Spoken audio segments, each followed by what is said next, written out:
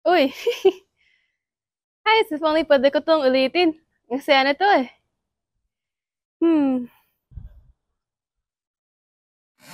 Ano yan? Oh, wala lang. You remember when I bungee jumped? Mm-hmm. Yeah. I just wanna do it again. Wala lang. Uy, alam mo, I know someone who can help you with that. Oh, do tell. Si Ate Alex. Oh, the vlogs, right? Mm-hmm.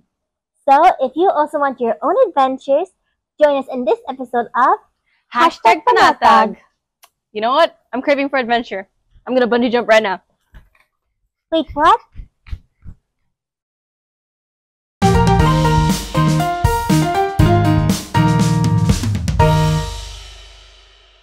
Hi everyone! I'm Alex po and samahan niyo po ko right now sa aming school po, sa aming event po right now. And papasok po tayo here sa ating school. Yeah. Ayan. So, wala pong masyadong tao. And papunta na po tayo, paakyat po tayo sa 6th floor kung saan ginanap ang main event po natin.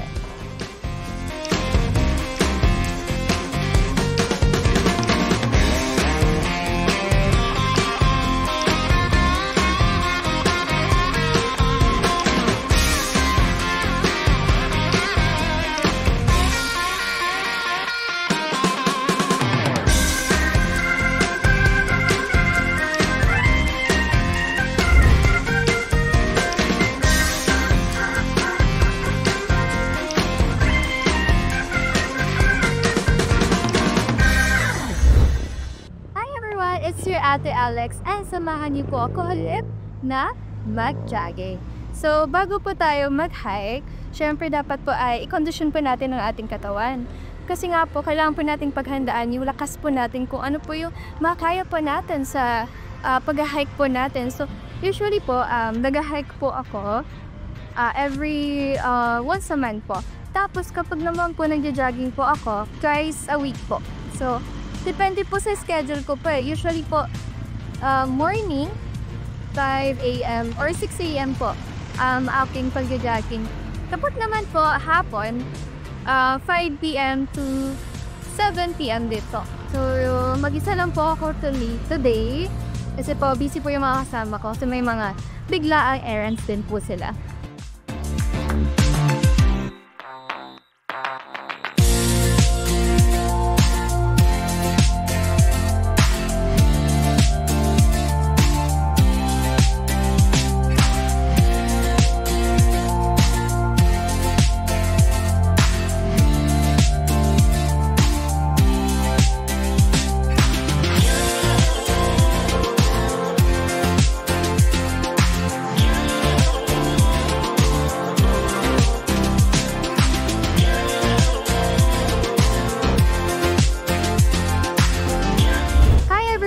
So ayun, ako po ulit ang inyong Ate Alex and nandito po tayo sa part po ng DP, Sunken Garden. And ano nga ba ang kahalagahan ng pagja-jogging? So for me, ang kahalagahan po ng pagja-jogging po ay para po makondisyon po yung katawan po natin. And naalala ko po, nung unang hike ko po, hindi po ako masyadong prepared po. Kalahati pa lang po ng bundok na inakyat po namin ay napagod na po ako. Kaya ngayon, parang pinaprepare ko po talaga yung sarili ko para po sa mga gantong activity. So, mahilig ako sa mga extreme na, alam mo yung mga activities na talaga naman parang buwis buhay po para sa akin. Kaya sa mga kapwa ko dyan na mahilig din sa mga extreme na activities, kailangan po natin conditionin po yung katawan po natin. Gaya po ng pagja-jogging. Pabalik na po ako sa aking location and pauwi na din po kasi nga po ay maghapon na. Salamat po!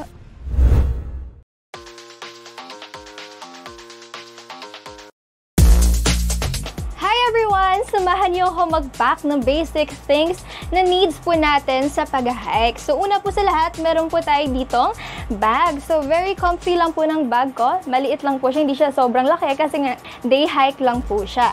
So next po we have here, extra damit po. So this is very dry cotton na damit since pag umakyat po tayo ng bundok, pawisin po tayo. So hindi po pwede yung pa-t-shirt lang po tayo. Tapos kailangan po comfortable po yung susuotin po natin. At syempre, after po ng day hike po natin, kailangan po natin magbihis. Kasi nga po, pawits po tayo sa pag-akyat po ng bundok. So next naman po ay we have here the belt bag. So bakit nga ba kailangan po natin ng belt bag? So for me kasi, it is very important to me kasi nga, nadadala ko siya since minsan kasi iniiwan po namin yung bag namin sa kotse po namin or sa private car para po mas comfortable po yung pag-hike po namin. So dito, nilalagay lang po namin yung cellphone po namin, chocolates, and yung maliit po na things po. So next naman po ay ang ating extra jacket since kahit po nag-hike, yung iba po kasi gusto po yung doble yung suot. So ako po, since mainit po talaga sa tuktok po ng bundok, meron po akong extra jacket na dinadala palagi. So next naman po ay ang ating towel. Since pawisin po tayo, pwede po natin gamitin po ito. And next po ang water po natin. This is very important po kasi po while nag-hike po tayo, syempre nakakaramdam po tayo ng uhaw. Syempre kapag po nauhaw po tayo, kailangan po natin ng water. Minsan po, ang required po talaga na dalhin na water is 2 liters po per hikers po.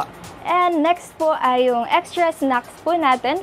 Pwede pong biscuits, pwede naman pong chocolate pang pagising po para may energy din po tayo. And syempre, pag gusto niyo naman po ng something na hindi po palaging water, pwede po tayo magdala ng milk. So next naman po ay ang ating tissue. Maliit lang na tissues, pwede po siyang ikasya po sa ating belt bag. And of course, itong wipes po natin. And we have also here ang ating power bank. Since minsan po wala po talagang kuryente po sa tuktok ng bundok or sa baba po ng bundok po na yun. So hindi po tayo maka-charge, wala pong power tunnel po doon. So kailangan po magdala po ng power bank in case of emergency po. And syempre po ang ating cellphone. Hindi po mawawala yung cellphone po natin. Syempre, yung mga kabataan ngayon gusto po yung mga nice view, diba? Gusto nilang i-feature yung mga tanawin po na magaganda. Since yung hiking po ay nauuso. At syempre, yung monopod or tripod po natin. Ako po kasi mahilig po akong mag-take ng videos po. Hindi lang po sa sarili ko. Syempre sa mga kasama ko po. And since solo hiker po ako, kailangan po talaga ang tripod po. Para po, syempre sariling sikap na din po. Minsan naman po ay nagpapa-video na din naman po ako. So let's pack up na po.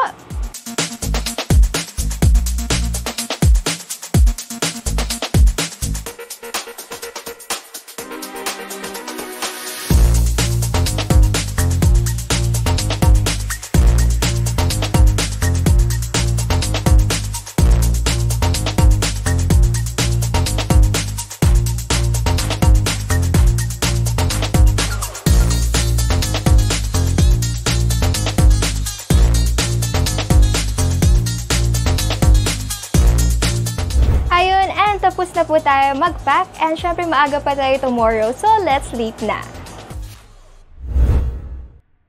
Hi everyone! Today is the day. Ito na nga po yung araw na pinakahihintay po namin. Ibang mga kasama ko ay excited na din. Nakumpleto na po kami lahat ngayon and nag-start na po kami bumiyahe para po makarating ng maaga sa destination po namin. So I think it takes 2 to 3 hours po ang biyahe po namin. Hininto muna po kami sa isang cafeteria sa Tanay, pero malapit na po yung destination po namin doon. I think it takes 30 minutes na lang po. So ayun, after po nun ay bumiyahe na po ulit kami. Hi everyone! Dito na tayo sa location. Bago tayo umakyat ng bundok, syempre, kain muna tayo. Diniscuss na po ng tour guide yung magiging itinerary po namin or kung ano yung magiging flow po ng aming pag-hike po ngayon. Habang paakyat po kami sa unang peak po ng bundok, ay very challenging na po ito sa amin kasi nga madulas na yung daan, maputik, tsaka maulan ng time na yun, wala kaming dalang mga kapote, tsaka madilim pa. Yung iba lang yung may flashlight, though yung iba ginagamit yung cellphone nila, pang-ilaw habang paakyat. So habang paakyat kami, yung mga kasama ko ay medyo nahirapan na kasi yung first hike nila, ganito na agad yung madadatnan nila.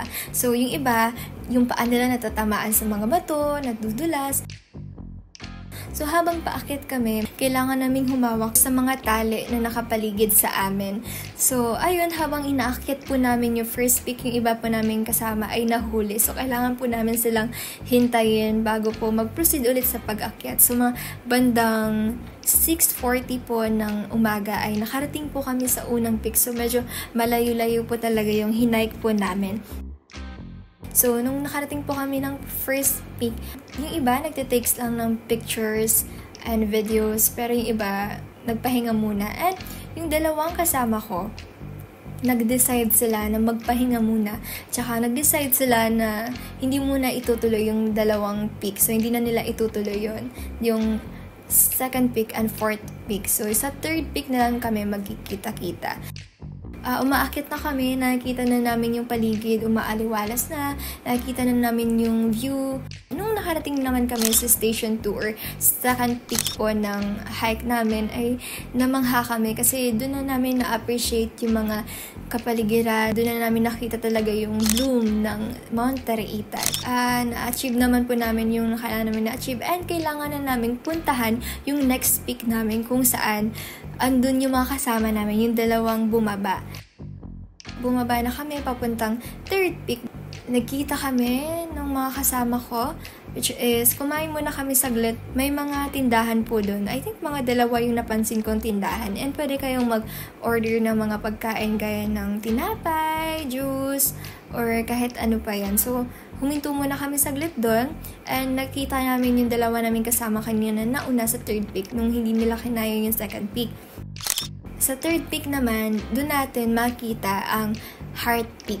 Yung Heart Peak ay tunay naman talaga napakaganda ng scenery ng kapaligiran nila. Ma-appreciate mo yung beauty ng Mount Taraitan kasi para makikita mo yung 360 view ng buong Mount Taraitan, buong bundok. Actually, makikita mo na yun sa baba yung river eh. So, after po nun, bumaba na kami ng fourth peak. Dun po ay yung Tinapak River. So, dun sa Tinapak River, yung binaba po namin, I think it takes 1 hour po bago kami makababa talaga dun sa pinaka-river po. So, dapat ay meron pa kaming pupuntahan. Pero yung mga kasama ko ay medyo napagod na. So, dumiretso na lang po kami sa Tinapak River. Yun yung fourth peak po. So, Tinapak River, yung last destination po namin sa hike na yun. And sumakay po kami ng tricycle papunta doon sa place namin kanina kung saan kami kumain ng breakfast at kung saan iniwan namin yung mga gamit. So, mabilis lang yung biyahe ng tricycle. I think 3 or 5 minutes lang yung biyahe, and it costs 150 po per tricycle. Pero 3 na yung nakasakay doon. So, doon po natatapos ang hike po namin. 4 po yung dinaanan naming destination bago po kami natapos sa aming itinerary. So, yun lang. Thank you for watching, guys. Masaya po ako sa aking pamumuhay at paglalakbay sa mundong ito sapagkat binibigyan po ako ng Panginoong Diyos ng lakas ng isipan at pangangatawan na nagagamit ko sa aking pag-aaral. Panatag po ako sapagkat may nakakasama po akong mga kaibigan na masiglang tumutupad ng tungkulin. At higit sa lahat, panatag po ako sapagkat sa kabila ng maraming pagsubok na nararanasan, ako po ay nakapanatiling matatag dahil sa patuloy na paggabay ng pamamahala at dahil ako ay Iglesia ni Cristo.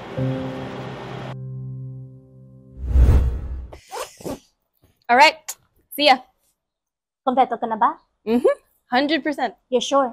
Super sure, sigurado. Okay. Wanna come with me? No, I'm afraid of heights. Okay, very well then. See ya! Bye! Ingat ka! I hope you all enjoyed today's episode. Hope to see you again on #Panatag.